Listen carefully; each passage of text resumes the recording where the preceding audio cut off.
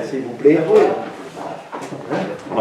Antoine Véran, Michel Castel, Thierry Mies, Présent. Ghislaine Bissini, Patrick Mars, Présent. Ghislaine Ernst, Jean-Claude Guirand, Présent. Monique de Grandy, François-Dominique Sins, Présent. Jean-Louis Morena, Présent. Michel Bourgogne, Présent. Daniel Taponi a donné pouvoir à Antoine Véran. S'excuse, elle était fatiguée. Georges Robert, Evelyne Abeldi Lamarck, Janine Planel, Didier Jordan, Aline Bayot, Maïmouna Bonnefond, Claude Ménevaux, Suzanne Urruti, Régis Guillaume, Bernigo Éric, Sonia Martin Casanova, Gilles Ménian, Éric Girard, Isabelle Chemin, Nicolas Braquet. Merci. Donc le conseil est ouvert. Madame Castel assurera le secrétariat de séance. Et la première des questions, c'est avez-vous des questions sur l'approbation? Merci, j'ai retrouvé la liste. Avez-vous des questions sur l'approbation du compte rendu du conseil municipal du 22/9? Des questions? Des oppositions? Non, à l'unanimité, je vous remercie. Je vous ai cité les différentes actions que j'ai menées. Il n'y a pas de vente de caveau, on les passera au prochain conseil. Il n'y a pas d'autres décisions. On les aura au prochain conseil, parce qu'il n'y avait pas grand-chose. Donc on aura un conseil prochain qui permettra de voir tout ça. Et donc, je donne tout de suite la parole à M. Marx pour des décisions rapides. Merci. Donc, la première délibération concerne une modification du budget liée essentiellement à la crise sanitaire. Elle a aussi un coût. On va avoir une augmentation en prévision des charges de personnel de 70 000 €. Une opération sur le foyer rural suite à une entreprise défaillante qui va coûter 44 000 € à la commune, et des subventions complémentaires au CCAS, à l'association Les SILAPS, un abondement de 8 000 € à rembourser pour la métropole pour des frais qu'elle a engagés au travers des charges du SDEG, 13 000 € pour la perception de dérogations scolaires et 12 500 € sur les revenus des immeubles. Donc ça, ce sont des recettes. Donc globalement, il vous est proposé une modification du budget, c'est donc l'ADM numéro 2, qui consiste en une diminution des crédits de fonctionnement de 75 900 €, une augmentation des crédits de fonctionnement de 127 900 € et une augmentation des recettes de fonctionnement de 52 000 €. Et dans un même temps, on a des modifications au niveau des investissements. Globalement, une diminution des crédits. Le total a été légèrement modifié par rapport au document que vous avez sur la partie des investissements, puisqu'il fallait qu'on ait un équilibre en recettes et en dépenses. Donc on a 28 833 € de diminution de crédit en dépenses, une augmentation de crédit de 15 097 €, une diminution de crédit en recettes de 30 000 € et une augmentation de crédit en recettes de 16 264,48 €, ce qui fait un total général de 38 264,48 €. S'il n'y a pas de questions, qui est contre? Qui s'abstient? Merci. Le cadre de la deuxième délibération concerne la garantie que va offrir la commune dans le cadre du projet des traverses, donc à hauteur de 50% à la maison familiale de Provence, pour le remboursement de leur emprunt sur un total de 9 millions souscrits par l'emprunteur. Donc on vous propose d'approuver les caractéristiques financières du prêt qui est joint donc à la présente délibération et d'autoriser Monsieur le maire à signer la convention de garantie correspondante avec la maison familiale de Provence ainsi que toutes les pièces liées à cette opération. Alors, deux mots sur ce sujet. D'abord, c'est une obligation de la loi. Et c'est ce que je vous disais. Donc, avec du logement social, non seulement vous vous asseyez quasiment sur le prix de votre foncier, et deuxièmement, comme on l'a fait déjà pour les lauriers roses, pour la partie EHPAD, comme on l'a fait pour les 2 programmes de logement avec Unicil à la Treille, avec Habitat 06 pour les 2 autres programmes, on garantit. La problématique qu'on avait sur ce sujet-là, nous sommes une commune de plus de 4500 habitants et la loi SRU avait été modifiée et n'autorisait pas, la commune devait garantir 100%, alors qu'avant c'était 50% nous et 50% le PCI. Et je dois remercier les actions qu'a menées Dominique Estrosi-Sassonne avant qu'elle quitte sa compétence sur le logement social à la métropole. Elle a fait modifier le texte pour passer au-delà de 5 000, et c'est pour ça qu'on garantit que 50% du montant de l'emprunt, les 50 autres pourcents sont garantis par la métropole. Alors, c'est un détail, bien entendu, je vais vous dire, on ne tirera jamais cette garantie. Aujourd'hui, les temps sont de plus en plus durs. Pour nous, budgétairement, il n'y a pas d'argent sonnant et trébuchant qui sont mis, mais en tout cas, on a cette épée de Damoclès, et quand vous garantissez, il y a 9 millions d'euros, je crois, on va garantir 4,5 millions, quand vous avez ça au-dessus de la tête, c'est quand même des décisions lourdes, importantes. Je n'ai pas d'exemple à vous dire où des bailleurs sont partis en faillite et n'ont pas trouvé de repreneur et donc les garanties ont été tirées. Mais vous savez que, par exemple, au Laurier Rose, on a bavé au début, on n'était pas appelé la garantie, mais bon, au début, je pense que le de Valérie, qui était administrateur avec moi, c'était pas évident de trouver les recettes et de trouver les ressources pour faire. Donc voilà. Donc heureusement que là, on est déjà un peu moins concerné, puisque c'est que 50% et pas les 100% qui avaient été inscrits, comme dit François Dominique, dans le cadre de l'étude du projet à l'origine. Voilà. D'ailleurs, la délibération de la métropole Nice-Côte d'Azur est jointe à la délibération sur une séance du 16 octobre, où ils accordent aussi leur garantie à hauteur de 50%. Voilà. Donc qui est contre? Qui s'abstient? Troisième délibération, l'allocation d'une subvention à l'association Synapse, on l'a évoqué sur la première délibération. Une subvention de 201 € à inscrire au poste 6574 du budget de 2020. C'est 200 €, donc je vous explique la finalité, c'est pour donner c'est des dons alimentaires, un acte auprès de cette association qui nous a beaucoup aidé dans le premier confinement, moins maintenant, mais qui nous a beaucoup aidé dans le premier confinement et qui aide encore un certain nombre de familles, mais en direct, sans passer par nous, de la commune, et qui travaille, et puis qui nous a aidé aussi, parce que c'est complètement aberrant des fois, mais sur des liquidations, cette association est prioritaire en réalité sur des matériels, que ce soit du matériel du bureau, que ce soit sur des ordinateurs, que ce soit sur des liquidations, et donc on a utilisé déjà à 2 reprises, je crois, pour du matériel, je ne sais plus où c'était, du matériel de bureau ou du matériel de luminaire pour bureau, je ne sais pas quoi, où on a été doté. Les lumières oranges qui sont dans les trucs. Voilà, les lumières oranges, on a été doté par cette association, je ne sais pas comment ça s'appelle, si c'est Habitat Sainte-Claire, comment ça s'appelle? Syria, et voilà. Syria, c'est son prénom? Oui. Et le siège est pas.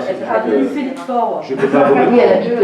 Je peux pas vous répondre, mais en tout cas, je parle sous couvert, aussi près, je parle sous couvert de Ghislaine, parce que vendredi ou mercredi, on s'est aperçu qu'il y avait un blocage des comptes d'une personne à Levens, qu'on ne pouvait plus obtenir, qu'il n'y avait plus rien à manger, qu'il n'y avait plus d'aide alimentaire, et je ne sais plus comment, c'est à travers elle, et on a obtenu sur les 4 jours les colis que Ghislaine a stocké, les produits congelés et les produits frais, et qu'on a pu alimenter cette famille pendant 4 jours jusqu'à temps qu'on mette en place l'action complète. Donc franchement, elle a, et en plus c'est elle-même qui a livré, a apporté une partie des colis directement. Voilà, je tenais à le dire pour la remercier du travail. D'ailleurs, on l'a remerciée parce qu'elle a cousu aussi les masques, et à Saint-Antonin on l'avait remerciée. Voilà. Ok. Donc pour cette subvention, qui est contre? Qui s'abstient? Merci. Dans le même état d'esprit, une subvention complémentaire au CCAS liée au régime indemnitaire et à la prime Covid. Donc il vous est proposé une subvention complémentaire d'un montant de 5 000 € et de prévoir ces sommes au budget en cours. Voilà, là aussi, le reclassement des catégories B et des catégories C qui ont imposé une augmentation, et notamment dans les catégories C qui est importante, et également le recrutement d'un agent en remplacement, et puis des aides, et j'ai demandé tout à l'heure à Ghislaine d'être vigilante, et je m'adresse à Mouna, ou comme on s'adresse, je me suis adressé déjà à Patine, de nous faire savoir, et dans la distribution des colis qui vont être faits, j'ai demandé qu'on ait un document qui soit remis en même temps que le colis. S'il y a besoin d'aide, on est intervenu déjà, mais c'est vrai que le deuxième confinement risque d'amener des personnes âgées qui n'ont pas les moyens, qui n'ont pas surtout les moyens de se déplacer ou quoi, et qu'on puisse agir pour porter des denrées, des médicaments ou quoi. Voilà, on a déjà envoyé, mais on va refaire quelque chose. Voilà. Donc, c'est ce qui a nécessité, parce que je ne voulais pas qu'on clôture en déficit, qu'on aurait pu le doter l'année prochaine. Et pour la netteté du budget, j'ai voulu, avec Valérie, nous sommes d'accord, qu'on ait cette augmentation pour que le CCAS soit dans le positif. Okay. Parfait. Qui est contre? Qui s'abstient? Délibération suivante concerne le renouvellement de la convention d'objectifs entre la commune et l'association dénommée Comité des Fêtes de Levens pour l'année 2021. Donc la dernière fois qu'elle a été signée, c'est chaque année, il y a un renouvellement, donc on l'a re-signée le mois de novembre, le 14 novembre 2019. La convention n'a pas changé dans sa structure et dans le fond. Elle est jointe à la présente délibération. Donc il vous est proposé d'approuver cette convention pour l'année 2021 et d'autoriser Monsieur le maire à signer la dite convention. S'il n'y a pas de questions, qui est contre?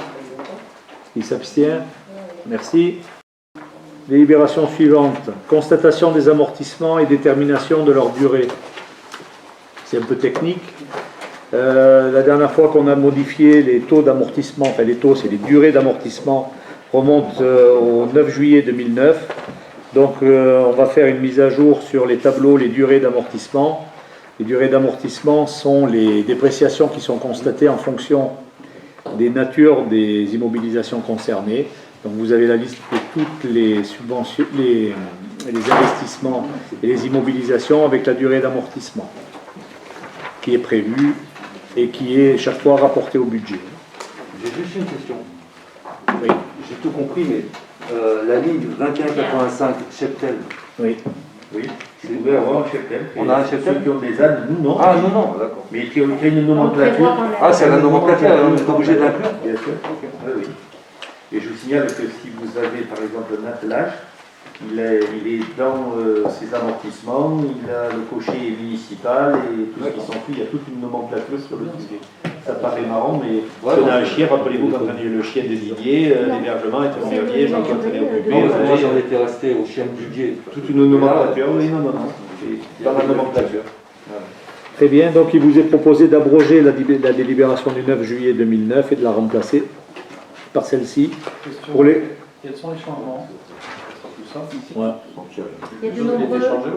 C'est surtout des immobilisations qu'on n'amortissait pas et qu'il convient d'amortir. Donc, qui étaient omises dans la délibération de 2009 et il nous est demandé justement de les intégrer. Et on a modifié aussi certaines durées par rapport à des choses qui n'étaient pas réelles par rapport au fonctionnement de la commune. En clair, on était parti sur des durées d'amortissement peut-être un peu plus liées à ce qui se pratique dans le privé. Et aujourd'hui, on est sur quelque chose de plus collectif au niveau de la collectivité. Plusieurs on prend en considération l'obsolescence. Oui, encore. C'est ce que je disais à Valérie, quand tu as une voiture que tu amortis sur 10 ans, généralement elles sont changées bien avant. Dans le privé, tu l'amortis sur 4-5 ans une voiture. Je vous signale que ça paraît un détail, mais quand tu arrêtes un élément, que tu le passes en perte et profit, tu es obligé de ressortir ces normes-là, et si tu es bien dans l'obsolescence ou dans la durée d'amortissement. Et si tu n'es pas dans la durée d'amortissement, il faut que tu justifies pourquoi tu le déclasses en dehors de la période d'amortissement. Valérie, elle a fait ça quand on est rentré dans la métropole, je ne vous dis pas, il y a des tronçonneuses qui avaient 20 ans. Bah, des fois, tu as des investissements que tu ne retrouves plus, non? Ben, nous, en tout cas, on les fait durer. Ah oui, oui. Ok, donc qui est D'ailleurs, contre? l'investissement, le CCAS a été doté d'une belle voiture, Madame la Présidente. Oui. Merci. On a des On va faire une petite photo. Oui, oui, il faudra qu'on fasse la On va photo, faire une mais petite photo. on est tombé sur Covid, on était prévu, On peut pas. on a été coincé. Ah oui, amortissement, disons, la voiture. Nos voitures, elles ont l'âge qu'elles ont. On les change, c'est presque l'âge qu'elles ont. Parce que là, Ok. la conséquence d'amortir sur une durée trop longue? Ben, c'est que tu risques d'avoir, forcément, si tu as une voiture qui pète avant les 10 ans, ben, une moins-value sur le véhicule, tout simplement. Ok, donc qui est contre? Qui s'abstient? Merci. Délibération numéro 7 concerne l'intégration des dépenses et recettes, comme chaque année, des travaux réalisés par le Sibonne Valdebanquière pour le compte de la commune. Ce sont essentiellement des travaux qui sont liés à la crèche et qui sont de... Non? Non? Non, que la crèche, pardon, je répondais à Ah, ce pardon. sujet. Et donc, qu'on va intégrer dans le budget de l'année 2020 ben, pour les montants qui vous sont présentés, 2247 € pour les intégrations 23 13 27 635 et 5301,74. Et vous avez derrière le décompte de ce qui figure dans les comptes du Sibonne Valdebanquière qui reprennent exactement les montants que l'on vous demande d'intégrer sur la présente délibération. Qui est contre? Qui s'abstient? Merci. Dernière délibération pour ce qui me concerne, l'approbation du rapport de la CLECT portant sur les transferts de compétences des concessions de distribution de gaz et d'électricité et promotion du tourisme, dont la création de l'office de tourisme. Bureau d'office. Il n'y a pas marqué bureau. Donc, en clair, cette délibération consiste à faire un transfert de ce qui vient d'être énoncé, aussi bien en charge et en produit, vers la métropole Nice-Côte d'Azur. Synthétiquement, on a le transfert d'un équivalent temps plein au niveau de l'office de tourisme, donc ça va être un coût d'environ 33 000 €. Et pour ce qui concerne les compétences de distribution de gaz et d'électricité, on a un produit aujourd'hui dans la commune qui représente environ 100... Alors, il y a eu deux méthodes, hein. Vous avez tout le laïus derrière de la métropole Nice-Côte d'Azur. 154 000 € je crois en 2017, 165 000 € en 2018 au niveau de la TCLE que l'on perçoit. Donc on va se retrouver avec un produit. Donc la différence entre le produit sur l'électricité et la charge de salaire sur l'office de tourisme fait que l'on transfère un produit d'environ 120 000 € à la métropole Nice-Côte d'Azur. Comme aujourd'hui, notre transfert vis-à-vis de la commune, vis-à-vis de Nice-Côte d'Azur, représente 164 000 €, ben on va les diminuer de ces 124 000 € et on aura je cherche le terme, une attribution de compensation qui représentera environ 44 000 € chaque année, au lieu des 160 et quelques mille que l'on paye aujourd'hui. Et en plus de ça, il va falloir régulariser les années qui ont été payées directement par Nice-Côte d'Azur, qui représentent par exemple pour l'exercice 2019 8 000 €. Et qui Là, c'est le côté STEC, le côté remboursement des emprunts. Des emprunts qui sont repris aujourd'hui. Alors c'est tout le combat, mais je l'avais déjà expliqué, je pense que c'est dans cette équipe, c'est tout le combat qu'on a mené pour que ne soit pas inscrit directement, et c'est pour ça que c'est la métropole qui a pris les emprunts, parce qu'autrement, selon la façon, et c'est un combat que j'ai mené très fort, si vous intégrez tout dans la CLECT, vous payez à vie la CLECT. C'est-à-dire quand vous avez mis 100, si c'est un emprunt, quand les 100 sont remboursés, vous continuez à payer ça. C'est pour ça qu'on a fait aujourd'hui de façon différente, c'est-à-dire qu'on a dit la métropole prend les emprunts, les règles, et nous on rembourse à la métropole que pendant la durée de l'emprunt correspondant le montant de cet emprunt, et quand l'emprunt s'éteint, il n'est plus impacté dans la CLECT et donc on ne le paye plus, au lieu de le payer à vie. Voilà. Ça a été un gros combat, mais bon, on a gagné. Ok. C'est important pour les toutes petites communes, surtout. S'il n'y a pas de questions, on peut passer au vote. Qui est contre? C'est une régularisation, c'est une vieille délibération, c'est une régularisation. Merci. Et je passe la parole à Michel.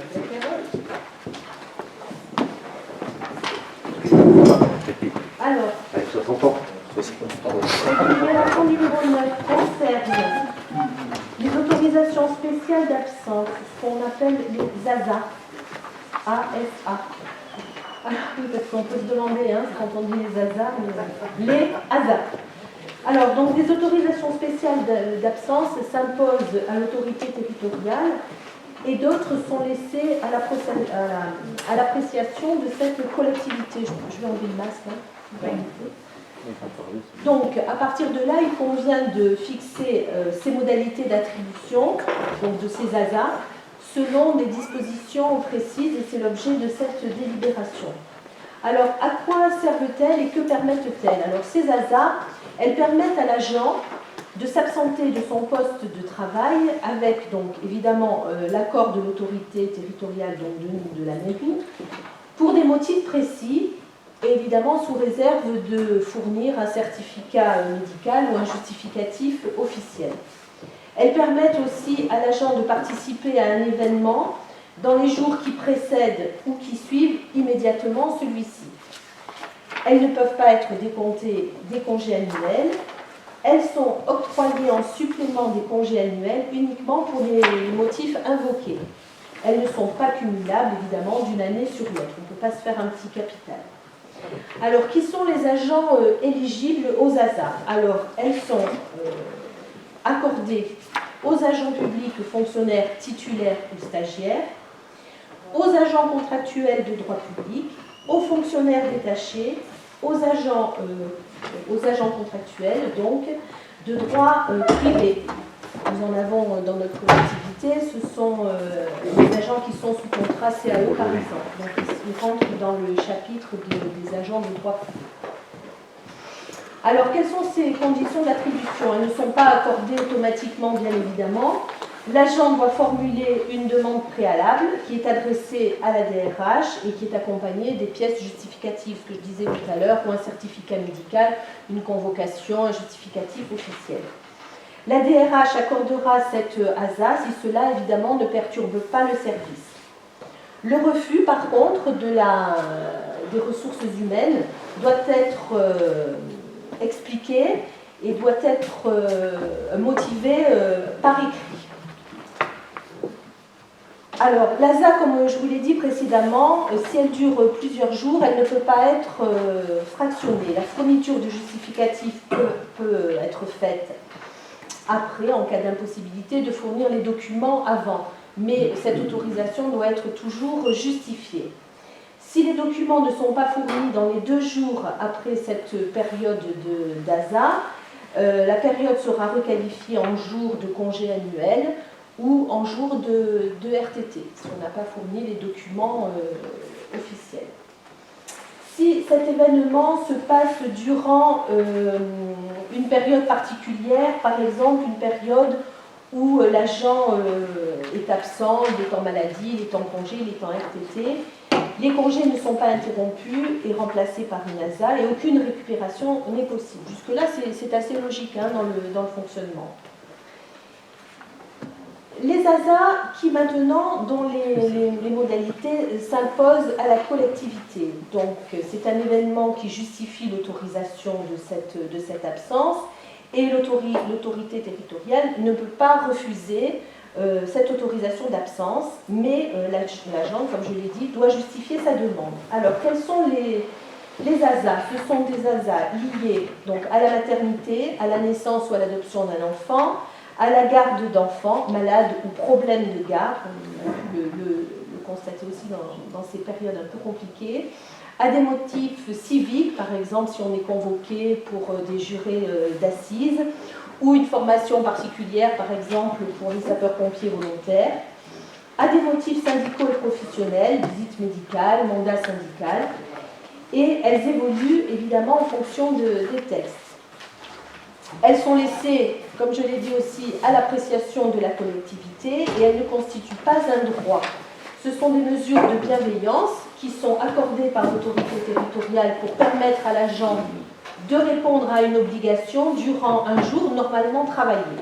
Il faut tenir compte aussi des besoins du service, c'est pour ça qu'elles ne sont pas accordées automatiquement.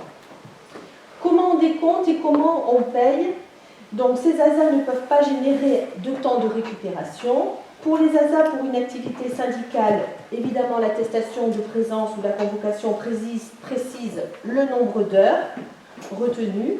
Il convient alors de décompter ce même nombre d'heures qui a été utilisé pour ce mandat syndical, quel que soit le temps de travail de l'agent.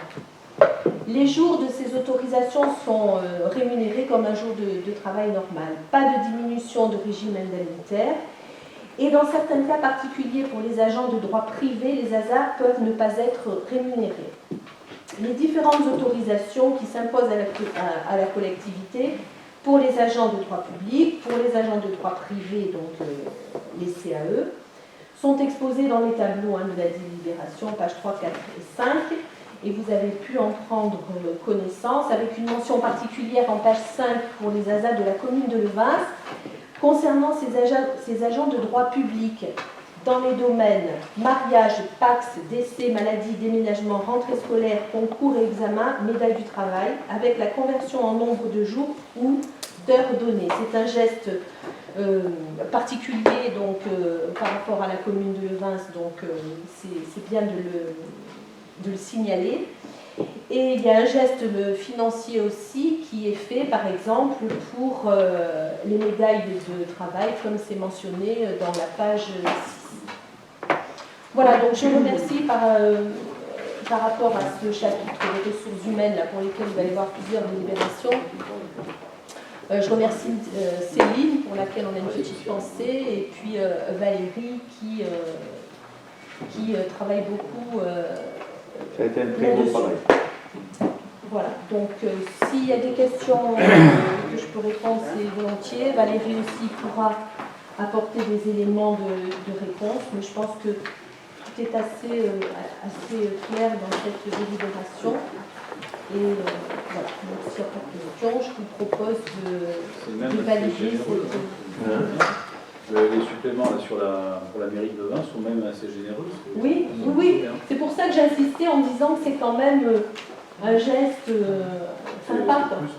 Voilà, c'est un peu plus que voilà. C'est le chemin portiel de l'administration. Voilà. Ok. Voilà. On passe au vote. Est-ce que quelqu'un s'oppose, s'abstient? Merci de votre confiance. Alors, je n'oublie pas donc de copier la 9, la 10.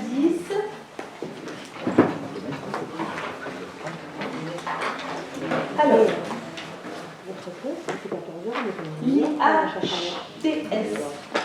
Donc après les ASA, l'IHTS, on fait le parcours codé.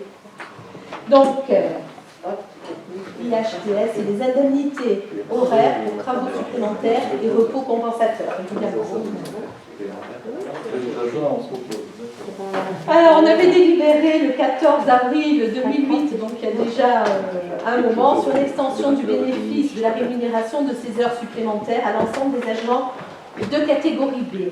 Donc, les agents de catégorie B, c'est rédacteurs techniciens, c'est, si vous voulez, l'encadrement intermédiaire.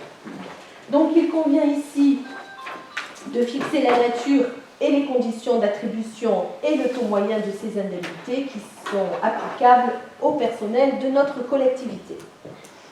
Alors, qu'est-ce que la notion d'heure supplémentaire? Alors, cette notion, elle correspond à des heures effectuées à la demande du chef de service dès qu'il y a dépassement des horaires, des bornes horaires définies par le cycle de travail. Alors après, on pourra expliquer, si vous le souhaitez, mais la petite nuance entre heures supplémentaires, complémentaires, enfin là, je ferai appel au technicien s'il y a besoin. À défaut de compensation et sous la forme de repos compensateur, ces heures supplémentaires accomplies sont indemnisées dans des conditions fixées par le décret 2260 du 14 janvier 2002, cité en référence dans les vues en début de délibération, donc en introduction de cette présente délibération. La réalisation des heures supplémentaires est en phase bien évidemment avec le bon fonctionnement du service. Il est nécessaire de revoir les délibérations précédentes afin de réactualiser le sujet. Ces heures supplémentaires, comme on l'a dit, elles viennent en dépassement de bornes, on l'a dit tout à l'heure, et il convient alors de préciser que ce travail supplémentaire, tel que défini ci-dessus, accompli entre 22 heures et 7 heures, est considéré comme travail supplémentaire de nuit. On est parfois concerné par cette plage horaire, surtout l'été, lors des manifestations. Alors, qui en sont les bénéficiaires? Cette indemnité horaire pourra être versée aux agents titulaires ou stagiaires et aux contractuels, employés à temps complet, à temps non complet et à temps partiel, qui appartiennent maintenant aux catégories C et B. C'est-à-dire que dans cette délibération, on élargit, si vous voulez, le champ d'action, on est passé des catégories B aux catégories C et on inclut tout le monde dans ce groupe-là. Les conditions de versement. Alors ce versement, il est évidemment subordonné au décompte du temps de travail de l'agent par son responsable de service. Et ce versement, il est limité à 25 heures supplémentaires par agent et par mois. Et les heures de dimanche, de jours fériés ou de nuit sont prises en compte pour l'appréciation de ce plafond. Il se peut, pour des raisons particulières, dans des circonstances exceptionnelles, que ce contingent mensuel soit dépassé. Il faudra dès lors que la décision soit motivée par l'autorité territoriale avec information immédiate, évidemment, au comité paritaire. Le paiement des indemnités horaires sera effectué sur production des justificatifs, des documents justificatifs, et les conditions d'indemnisation pour les agents à temps complet seront de la façon suivante. Le calcul se fait sur la base d'un taux horaire, le montant du traitement brut annuel, de l'indemnité de résidence divisé par 1820. Ce taux est ensuite majoré de 125% pour les 14 premières heures, puis de 127 pour les heures suivantes. L'heure supplémentaire est majorée de 100% lorsqu'elle est effectuée de nuit, donc de 22 heures à 7 heures, et de 66% lorsqu'elle est accomplie un dimanche ou un jour férié. Pour les agents à temps partiel, le montant de l'heure supplémentaire est déterminé en divisant par 1820 la somme du montant total du traitement brut et de l'indemnité de résidence d'un agent au même indice travaillant à temps plein. Ce mode de calcul s'applique évidemment quel que soit le montant de réalisation des heures supplémentaires, le jour ouvrable, dimanche, jour férié, jour, nuit, et le nombre de ces dernières, plus ou moins 14 heures. Aucune majoration de ce taux unique n'est possible, à quel titre que ce soit. Le contingent mensuel de ces heures supplémentaires ne peut excéder un pourcentage du contingent mensuel égal à la quotité de travail effectuée par l'agent. Tout ça, c'est un peu technique, mais ça se calcule facilement par les responsables de service. Le cas des agents à temps non complet, alors là aussi on pourra l'expliquer si vous le souhaitez, Valérie interviendra à ce moment-là pour expliquer ce qu'on entend par temps complet, temps non complet, temps partiel et mi-temps. Il y a des petites nuances qui sont importantes là-dedans. Donc pour les agents à temps complet, évidemment le système s'explique de la façon suivante. Il doit évidemment appartenir à un grade éligible à ces indemnités. Il est rémunéré en heures complémentaires, donc on peut voir aussi la différence avec l'heure supplémentaire, sur la base horaire d'une proratisation de son traitement, tant que le total des heures effectuées ne dépasse pas la durée de cycle de travail définie évidemment par la collectivité pour les agents à temps complet, c'est-à-dire qu'on ne peut pas faire plus d'heures supplémentaires ou complémentaires que le nombre d'heures pour lesquelles on est embauché. Voilà, donc je pense que ça peut être clair pour tous. Je peux aller plus loin si vous voulez, s'il y a des cumuls, non, peut-être pas, parce que je sens que je vous ai perdu. Donc, je vais peut-être... Je voudrais poser une question à laquelle, à mon avis, personne ne pourra répondre. Vas-y, je vais peut-être la réponse, mais bon, sinon... Alors on va tenter. Pourquoi diviser par 1820? Alors, voilà. Pourquoi diviser par 1820? Alors, c'est le nombre d'heures de quoi? Annuel. Hein? C'est le nombre d'heures annuel. Ben voilà, 1820. T'arrêtes de nous emmerder avec les questions, toi. Chercher le chiffre qui va bien, toi. Alors, Nous sommes trois même.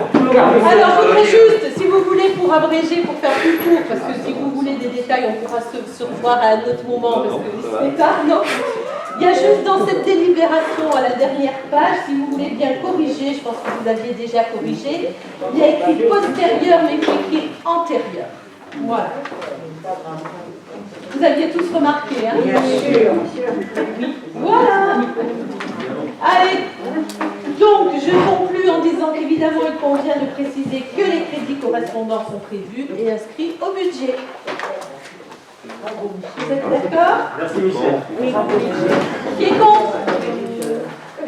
Qui s'abstient? Merci de votre confiance. Je vous retrouve ou je vous ai perdu là? Non, on est là. On est là.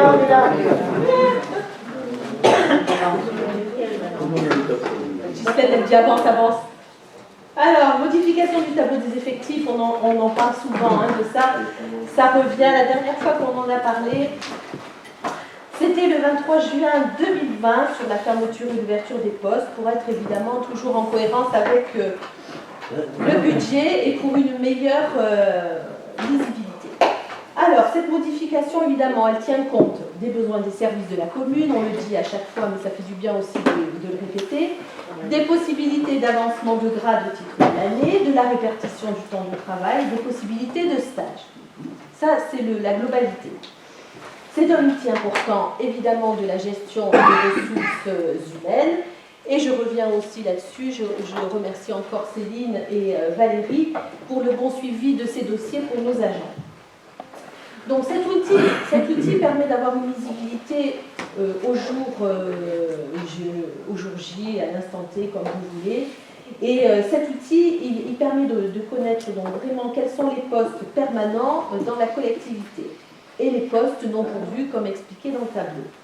Par exemple, il n'est pas possible de recruter un agent sur un poste permanent, ni de le faire avancer de grade ou modifier son temps de travail si le poste correspondant n'a pas été ouvert au préalable. Ça, on le redit à chaque fois, mais j'insiste aussi sur cette démarche. Donc, il faut anticiper au mieux ses besoins et les changements. Alors, vous pouvez voir dans la délibération qu'il y a des fermetures. Donc, je repose toujours la même question, des fermetures. Pourquoi? Fermeture d'un poste d'adjoint administratif à temps complet, ça fait toujours peur quand on entend fermeture d'un poste. Mais là, ce n'est pas le cas, c'est-à-dire qu'il y a eu une fermeture, puis une ouverture ensuite, parce qu'il y a eu un avancement de grade. Et on ne laisse pas des postes comme ça, vides, vacants, parce qu'après on s'embrouille, on ne sait plus où on est. Alors, il s'agit donc du poste de l'agent chargé de la planification des manifestations, de gestion des événements sportifs, culturels, artistiques, qui se déroulent sur la commune. Vous avez tous deviné qui c'est. Fermeture d'un poste d'adjoint, enfin je ne sais pas si je peux nommer ou pas, mais bon, peut-être pas, voilà. Non. Fermeture d'un poste d'adjoint. C'était endormi. D'un poste d'adjoint d'animation à temps complet, il est 9h15. Non, il n'est pas 9h15. Non. Alors, il s'agit du poste de direction de la LSH. Et fermeture de 3 postes d'ATSEM principal, 2e classe à temps complet. Il s'agit donc des ATSEM de notre école maternelle, qui sont les plus anciennes. Donc, les agents qui étaient nommés sur ces postes ont fait l'objet d'avancement de grade sur proposition faite à Monsieur le maire, donc, qui a accepté et validé sur le principe ces avancements par rapport à leur ancienneté, à leur manière de servir la collectivité. Donc, merci pour ton oreille attentive. Par conséquent, on retrouve ces 3 postes fermés sur les 3 ouvertures des postes suivants. Donc, ouverture d'un poste d'adjoint administratif principal 2e classe à temps complet. C'est la fameuse fermeture de l'agent tout à l'heure sur l'événementiel, l'organisation du temps, les manifestations. L'ouverture d'un poste d'adjoint d'animation principale, deuxième classe à temps complet, donc ça concerne la fermeture du poste de direction de la LSH, donc, qui a avancé de grade, et 3 postes d'ATSEM principal, première classe à temps complet, c'est les 3 ATSEM les plus anciennes de notre école maternelle. On voit aussi une ouverture de poste d'adjoint technique à temps non complet sur 17,5 heures. Alors, il s'agit d'un poste au service technique où un agent a demandé à travailler à mi-temps, enfin à temps partiel. Non, mi-temps. À mi-temps, pas pareil. Les horaires resteront à définir, parce que là on en a parlé, on verra, et à préciser afin que les besoins évidemment du service soient respectés puisque c'est l'objectif premier. Donc le tableau des effectifs a bougé par rapport au dernier tableau à cause de ces modifications. J'ai fini, je suis à la page 9 et je termine à la page 10. Donc on passe de 52 effectifs budgétaires à 53, c'est justement cette petite nuance, elle est par rapport à ce temps non complet, là, ce temps partiel qui a été demandé. Donc pour tenir compte d'un éventuel recrutement sur ce poste non complet qui reste vacant. C'est important, on n'a pas pris la décision aujourd'hui de recruter sur le mi-temps qui reste ou sur un temps complet à part. Donc on a créé le poste, mais on n'a encore pas décidé de... On attend de voir la réorganisation et comment ça va se passer. Voilà, donc la petite nuance, elle est juste là. Donc le poste est créé. Voilà. Donc s'il n'y a pas de questions par rapport à la modification de ce tableau des effectifs, je vous propose donc de valider ces modifications, d'établir le nouveau tableau comme on vous l'a présenté et d'inscrire les montants nécessaires. Juste une petite question pour la compréhension, là, les postes non pourvus, ça correspond à quel type de poste? Enfin, il y en a plusieurs dans toutes les catégories, mais est-ce que ce sont des... Non, en principe on les purge. Nous, Valérie l'a ici, en principe on ne laisse pas de postes, très peu de postes non pourvus. On a un minima si on doit... Dans l'attente des titulaires. Dans l'attente Voilà, des c'est titulaires et autres. Voilà. Tu On as réserve juste cette là pour ne pas passer chaque fois de délit. Voilà, dans la filière administrative, On n'a pas un potentiel de postes...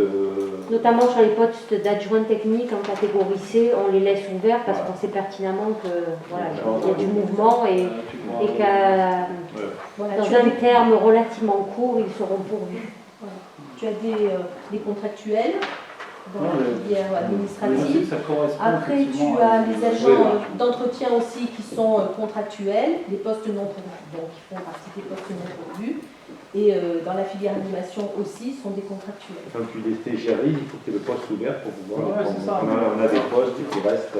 Donc on évite d'avoir, on préfère faire une délibération et dire on crée un poste et on le passe en délit pour que vous soyez informé.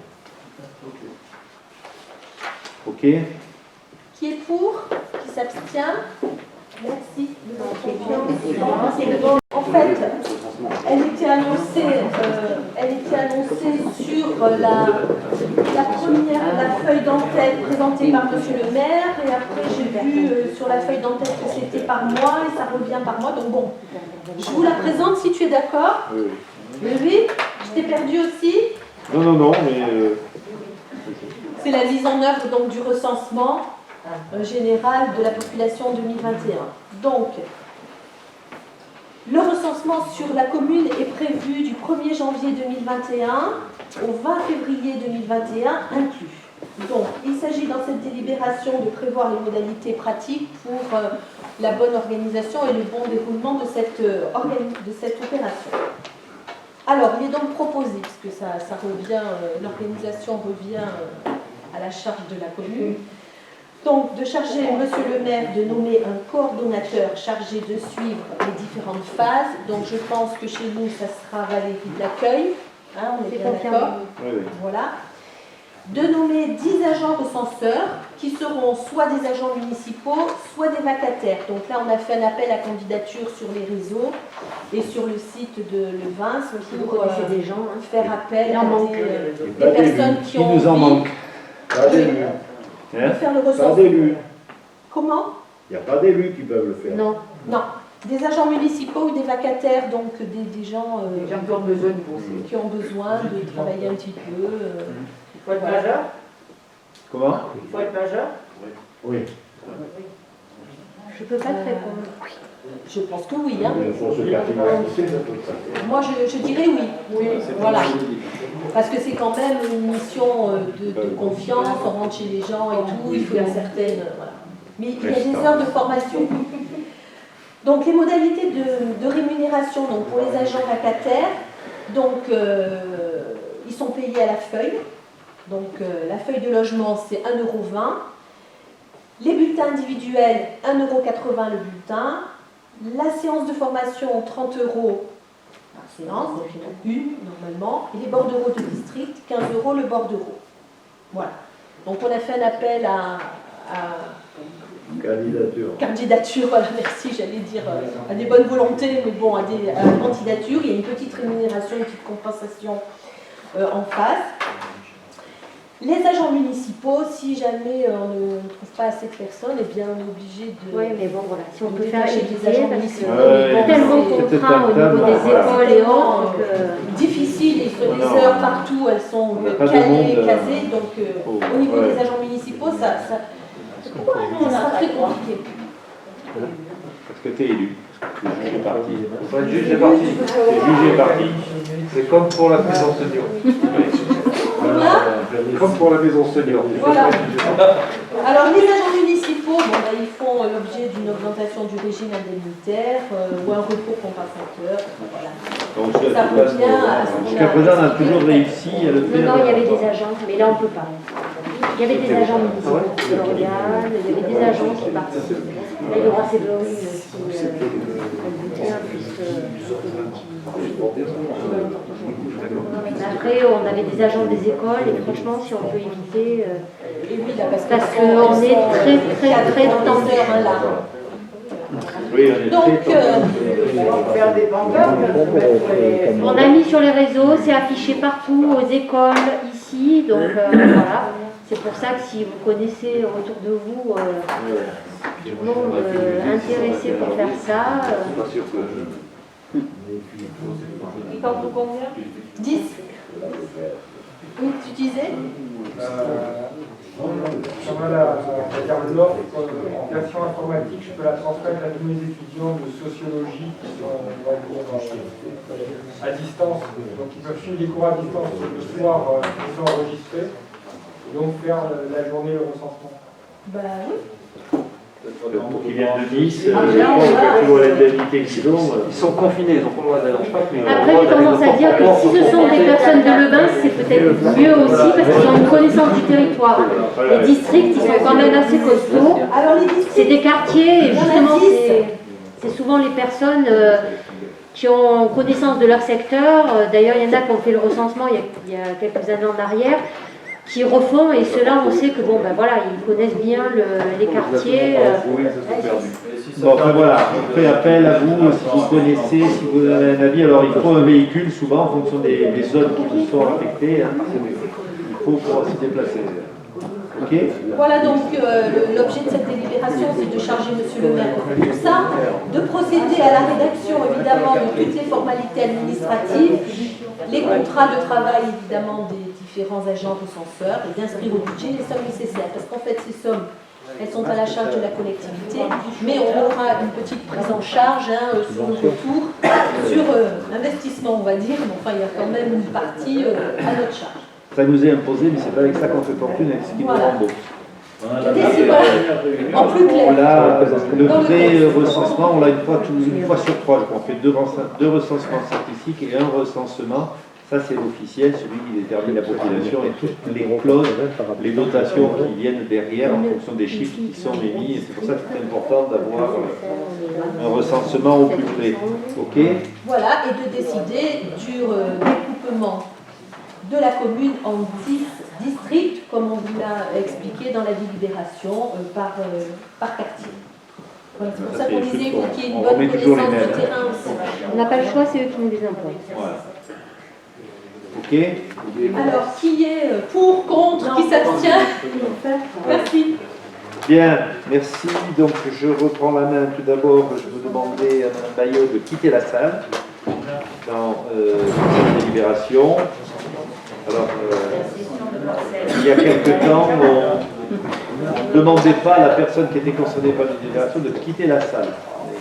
modification de règlement, surtout des jurisprudences qui ont eu lieu par rapport à des procès qui ont été développés, et notamment celle de Philippe Radal à Nice, donc maintenant, quand il y a une délibération qui concerne un membre du Conseil, il quitte la salle. Donc il s'agit de la vente d'une parcelle de terrain qui est derrière sa maison, de 173 mètres carrés ou 176 mètres carrés. Donc on demande à demander l'estimation au domaine, bien entendu, et surtout eh bien, le mur supérieur, qui est des terrains qui nous appartiennent, qu'on va vendre, s'est effondré, donc on en avait pour 8 000 € de refaire le mur. Donc on préfère vendre ce morceau de terrain où on n'y va jamais. C'est derrière sa maison, entre deux parcelles inaccessibles, et donc voilà, ils ont accepté le montant qui a été défini de 3 000 € par les domaines. C'est où? Derrière chez eux, à la Gorguetta. Juste derrière chez eux. Tu vois la maison qui n'a pas de toit en bois là. C'est là où ils habitent, et derrière, entre le bassin du dessus et en dessous, c'est un peu de terrain de sport. Qui était Toit terrasse. oui, toit terrasse. Non, il n'y a pas de terrasse, il n'y a pas de terrasse, il est végétalisé.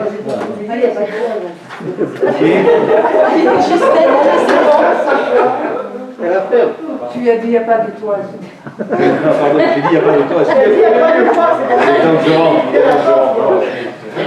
Il y aura un morceau de terrain, mais pas de toit à la maison. des gens qui ont réservé la résidence, je deviens complètement con là, c'est clair. Donc, qui est contre, qui s'abstient, merci, vous pouvez lire. Et enfin, la dernière délibération concerne le foyer rural. Alors, je rappelle, parce qu'on a eu quelques commentaires, la salle par elle-même s'appelle foyer rural. Avec ton Beaujolais. L'apéro. Le Beaujolais. Tu nous fais l'apéro, hein. Et ça fait ton effet, t'as vu, c'est bien. Alors, la dernière délibération concerne la salle que nous avons visitée tout à l'heure. Donc l'espace s'appelle le foyer rural. Il sera mis, comme je vous ai expliqué, sur le bandeau dont les architectes ont changé d'avis et qui nous coûte 6 000 € de plus pour doubler le bandeau en cortène et découper dessus foyer rural pour remplacer ce qui était écrit au-dessus. Donc c'est la salle du foyer rural.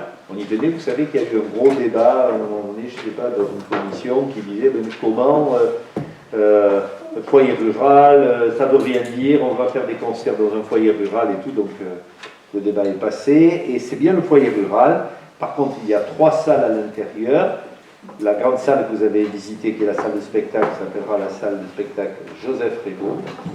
Alors, la salle qui est la bibliothèque, qui est nommée déjà, qui s'appelle Frédéric Morandi, et on vous propose, je ne sais plus qui est-ce qui me l'a soumis dans mon année de réflexion, parce que Maïko, on connaît, on a, dans une conversation qui a eu lieu, a été proposé le nom de Saint-Guiron, qui est une salle culturelle qui sera vraisemblablement dédiée à des extensions d'action avec la bibliothèque, mais aussi à de la musique.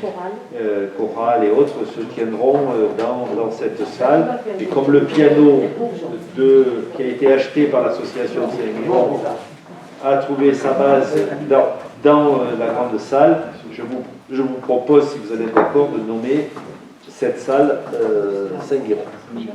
Gérard Saint-Guiron. On a demandé pour avis à son épouse, qui était en avis et qui nous a donné son accord. Voilà tout ce qu'il a fait pour la photographie. Tu peux peut-être résumer un peu qui est... Ah oui, pour ceux qui ne connaissent pas, Gérard Saint-Guiron est la personne qui a beaucoup travaillé. Gérard Saint-Guiron aussi. Gérard Saint-Guiron, et qui est notamment celui qui est à l'origine de tous les concerts pour faire l'acquisition de ce piano. Alors c'est un doctorant en musicologie, c'est celui qui avait fait tous les bouquins sur Jean-Pierre Augier, qui était chez IBM à la communication. Qui était de profession directeur des ressources humaines chez IBM. IBM, tout à fait. Qui au sein d'IBM a lancé un mécénat dans le cadre de la musique classique, et qui est musicologue. D'accord, musicologue. Donc il a une très grosse formation. Et après, je vous raconterai une anecdote. Et donc il s'est beaucoup investi, comme il s'est beaucoup investi dans tout ce qui est chorale, tout ce qui était chant dans les églises. Mais quand je dis s'est investi, ça va jusqu'à l'éclairage qu'on a fait dans l'église. J'ai regretté de l'avoir convié parce qu'on a passé une journée pour bouger les projecteurs, mais je dois avouer que c'est lui qui avait raison, et aujourd'hui on n'a aucun environnement. Quand il y a un concert, tout le monde peut lire sa partition et tout, et l'éclairage est bien conforme à ce qu'on veut. Donc moi ça m'a fait plaisir, mais je ne sais plus qui c'est qui nous a proposé ce nom, et je trouve que c'est bien, c'est Valérie, voilà, pour le piano.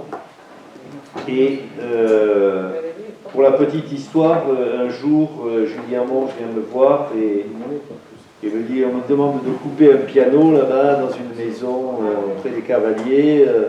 Tiens, quand même c'est beau, j'ai pas envie de le couper.